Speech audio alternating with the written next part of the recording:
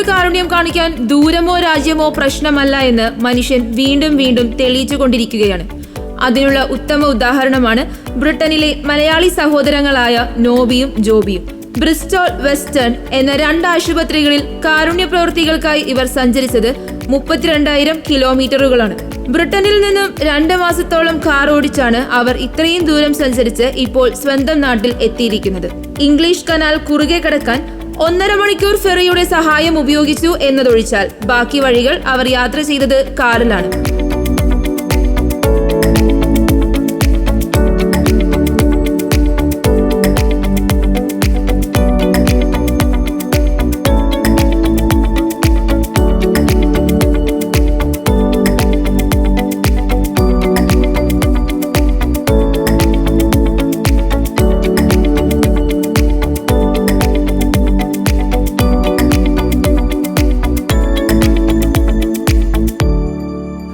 വൻകരകളും 20 രാജ്യങ്ങളും അവർ പിന്നിട്ടു.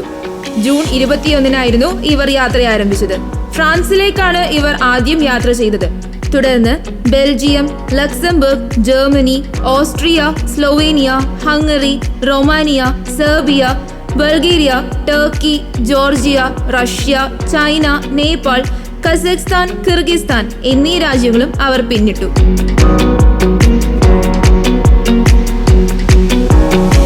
ആറ്റപ്പാടം, ചാമക്കാല, പരേതനായ പൗലോസിന്റെയും മേരിയുടെയും മക്കളാണ് നോബിയും ജോബിയും. മാർച്ച് മുതൽ ഇവർ യാത്രയ്ക്കായി ഒരുങ്ങുകയാണ്.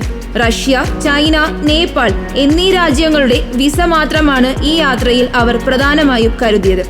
ബ്രിട്ടീഷ് പാസ്പോർട്ട് ആയതുകൊണ്ട് മാത്രമാണ് നേപ്പാളിലേക്ക് ഇവർക്ക് വിസ വേണ്ടി വന്നത്.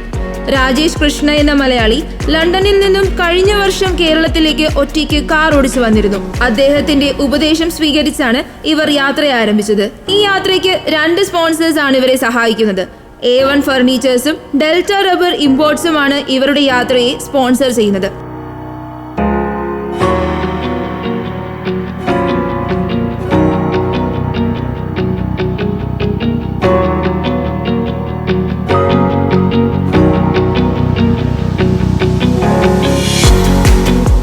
എല്ലാവിധ സജ്ജീകരണങ്ങളും ഇവരുടെ വാഹനത്തിൽ ക്രമീകരിച്ചാണ് യാത്ര ആരംഭിച്ചത്.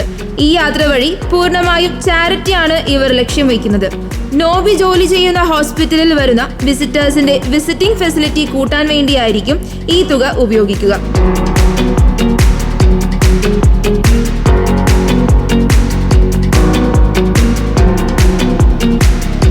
ഇത്രയും ദൂരം കാറിൽ യാത്ര ചെയ്തു വന്ന ഇവർക്ക് ജന്മനാട്ടിൽ വൻ സ്വീകരണമായിരുന്നു.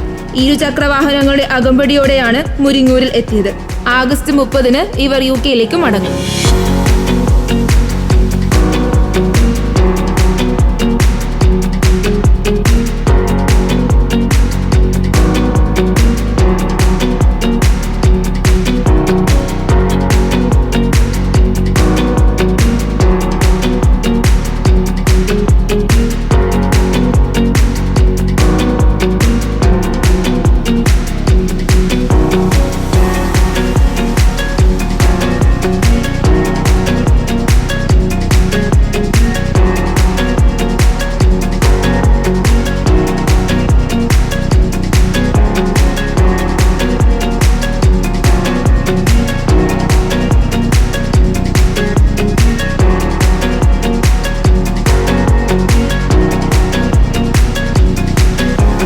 എൻ്റെ പേര് ജോബി, ഇതെൻ്റെ ചേട്ടനാണ് നോബി.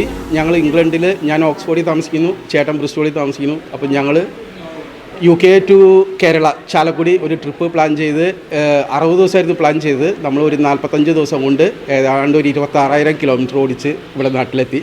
ബാക്കി വിശേഷങ്ങൾ ചേട്ടൻ പറയാം. കാരണം ഞങ്ങൾ കുറച്ച് സ്പീഡാക്കാൻ കാരണമുണ്ട്. കാരണം പല രാജ്യത്തും പല കാലാവസ്ഥയാണ്. വളരെ ചൂടുള്ള രാജ്യം ഉണ്ടായിരുന്നു. അപ്പോൾ അവിടെയൊക്കെ കുറച്ച് സ്പീഡാക്കിയപ്പോഴാണ് പിന്നെ എത്ര പെട്ടെന്ന് ഇവിടെ എത്താൻ സാധിച്ചത്. കാരണം ഞങ്ങളിത് ഈ യാത്ര തുടങ്ങിയപ്പോൾ തന്നെ ഞങ്ങളൊരു ഫണ്ട് റേസിങ് എന്നുള്ള ചാരിറ്റി ഫണ്ട് റേസിങ് എന്നുള്ള രീതിയിലാണ് ഇത് തുടങ്ങിയത്. ഞങ്ങളൊരു നല്ലൊരു തുക ഇതിനു വേണ്ടി സമാഹരിക്കുകയും ചെയ്തു. അത് UK-യിലുള്ള ഒരു NHS ഹോസ്പിറ്റലിന് ആ ഫണ്ട് കിട്ടും. ഞങ്ങളുടെ QR കോഡ് സ്കാൻ ചെയ്താൽ അത് നമുക്ക് എല്ലാവർക്കും ഡൊണേറ്റ് ചെയ്യാം. അതിനകത്ത് കൂടെ ഞങ്ങൾ 20 രാജ്യങ്ങളിൽ കൂടെയാണ് കടന്നു വന്നത്.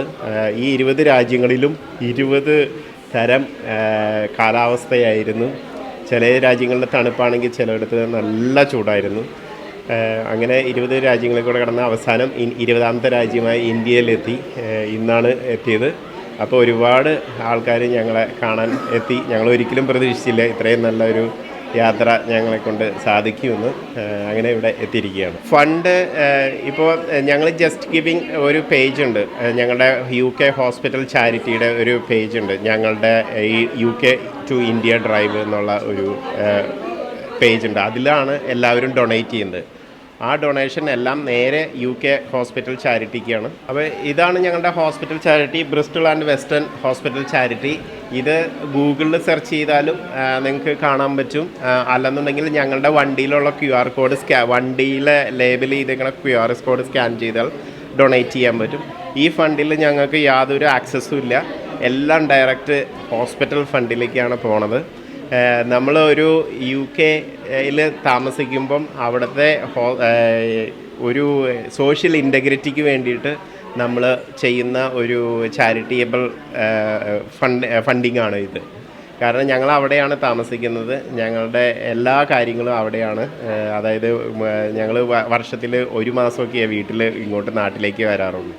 അതുകൊണ്ട് ഞങ്ങൾക്ക് ആ ഹോസ്പിറ്റലിന്, ആ രാജ്യത്തിന് വേണ്ടിയിട്ട് എന്തെങ്കിലും ചെയ്യണമെന്നുള്ള ഒരു നിശ്ചയദാർഢ്യം ഉണ്ടായതുകൊണ്ടാണ് ഞങ്ങൾ ഇതിനകത്ത് ഒരു കാര്യം, നമ്മളൊരു 10 രൂപ കോൺട്രിബ്യൂട്ട് ചെയ്ത് കഴിഞ്ഞാൽ UK ഗവൺമെൻറ് 25% അവരും കോൺട്രിബ്യൂട്ട് ചെയ്യും. അപ്പോൾ 10 രൂപ കോൺട്രിബ്യൂട്ട് ചെയ്ത് കഴിഞ്ഞാൽ 12.50 ഈ ചാരിറ്റിക്ക് വേണ്ടി കിട്ടുന്നതായിരിക്കും. ഈ ഫണ്ടിലേക്ക് യാതൊരുവിധ ആക്സസും നമുക്കില്ല. അത് ഡയറക്റ്റ് ഹോസ്പിറ്റലിൻ്റെ അക്കൗണ്ടിലോട്ടാണ് നിങ്ങൾ ചെയ്യുന്ന ഓരോ പെനിയും പോകുന്നത്. Thank you.